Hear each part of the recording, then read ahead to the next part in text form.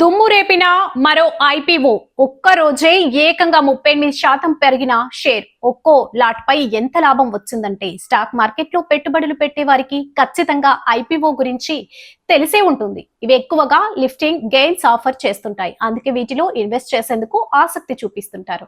ముఖ్యంగా కోవిడ్ తర్వాతి కాలంలో ఐపీఓల సందడి ఎక్కువగా ఉంది.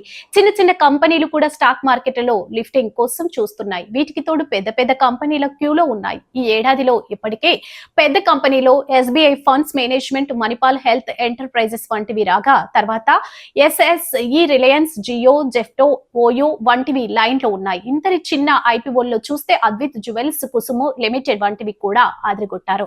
ఇప్పుడు మరో ఐపీఓ మార్కెట్ లో ఆదరగొడుతుంది. అదే ఎంవి ఎలక్ట్రో సిస్టమ్స్ లిమిటెడ్. ఇది గురువారం రోజు స్టాక్స్ ఎక్స్చేంజ్ లోకి ఎంట్రీ ఇచ్చింది.